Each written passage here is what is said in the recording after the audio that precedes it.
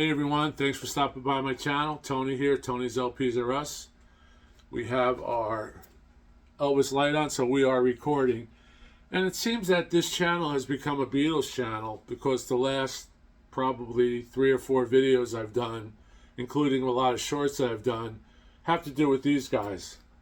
A 60-year-old album, basically, Meet the Beatles. And the reason I'm doing this today is because I was watching Kenny's Audiophiles channel the other day. He mentioned that he picked this up at Target. And I'm going, I didn't even know about this. I did not know that Target was doing an exclusive blue OPAQUE vinyl. So, of course I had to pick it up, had to complete the completion.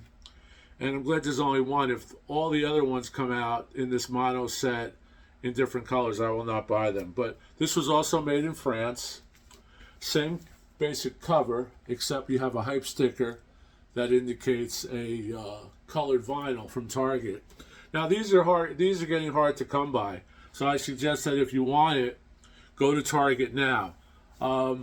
Here is the record that came with this box set, the mono, and this is that record, but only in blue.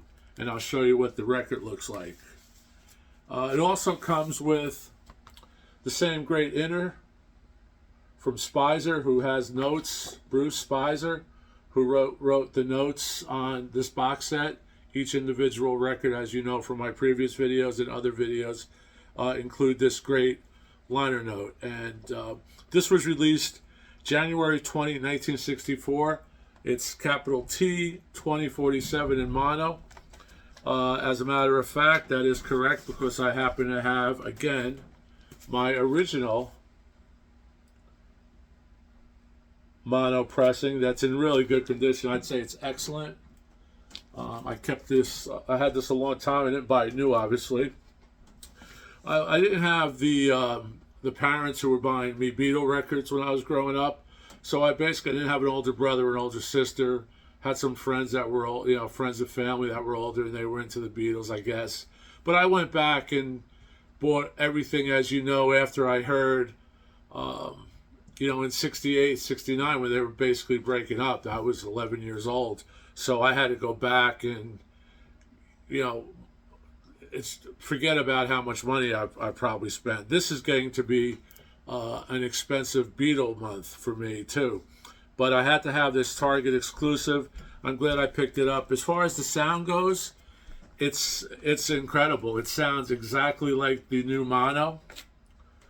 This is the new mono. I did a review on these. I basically broke down comparing them to some of the newer ones.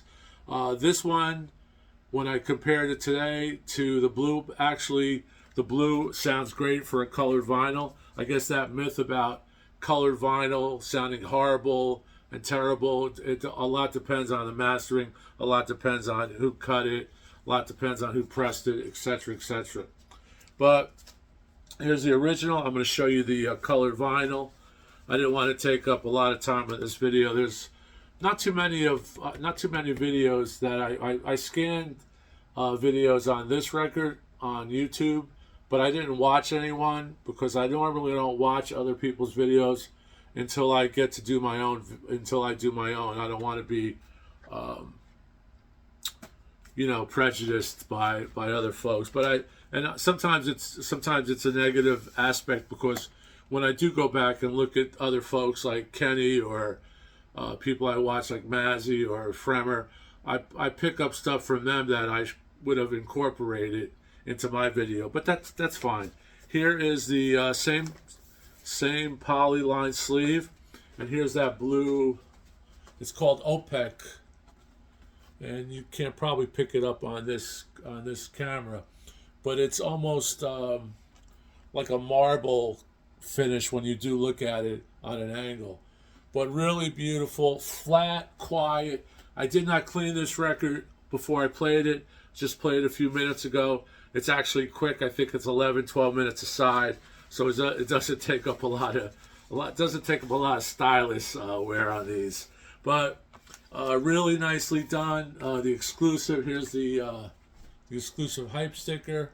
That blue sticker, I believe, is on all of them. That Walmart also has this set, this Capital set available. I didn't go to Walmart. I'm not sure if Walmart has colored vinyl.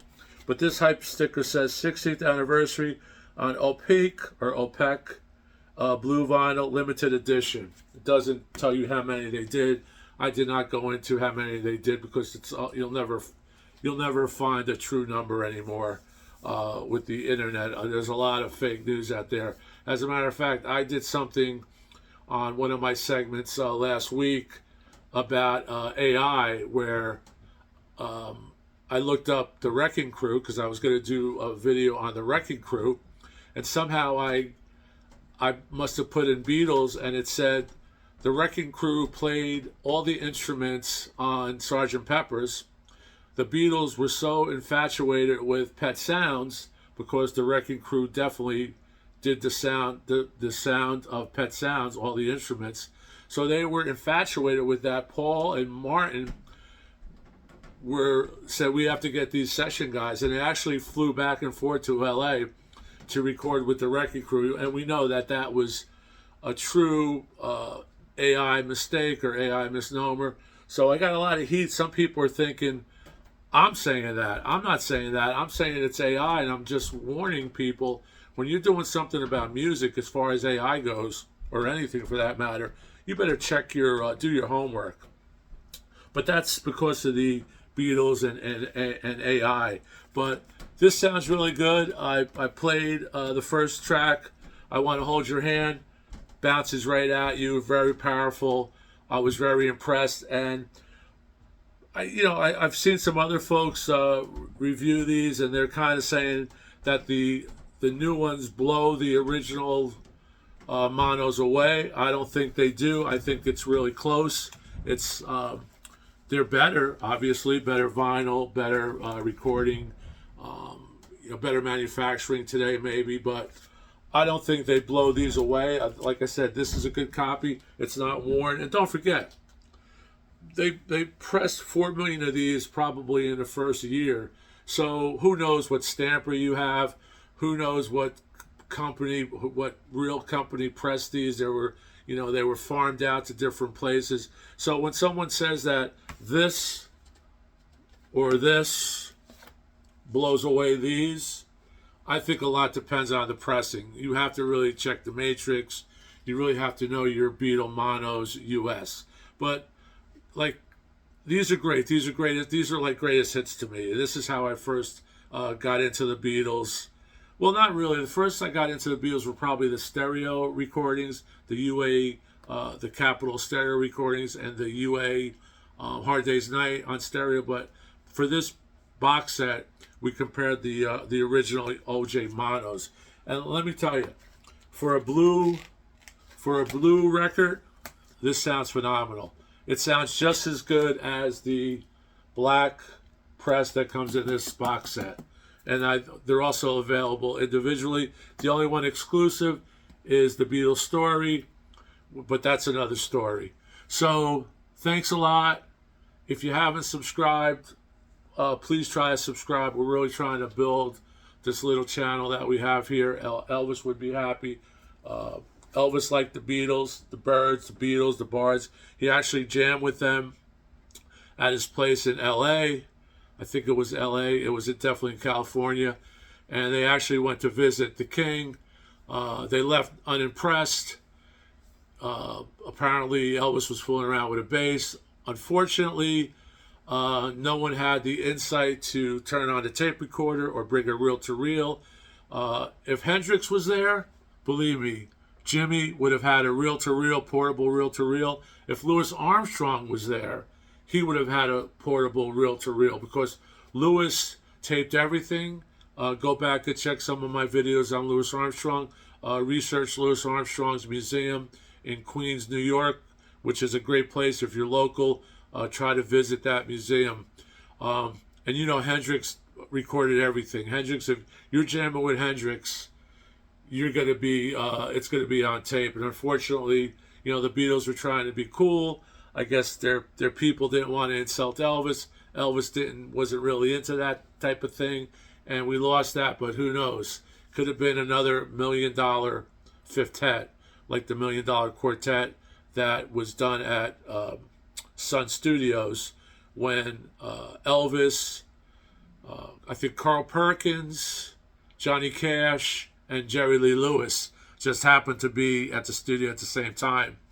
And that tape rolled, and that's called the $1 Million Quartet. So unfortunately, we don't have that. But as a final, these are great. I love them. These mono recordings are great. And if you can, if you're a completist like I am, to an extent, you know, I had to get this before it was sold out. These are limited. So keep rocking. Really appreciate it. Stay safe and happy Thanksgiving. Ciao.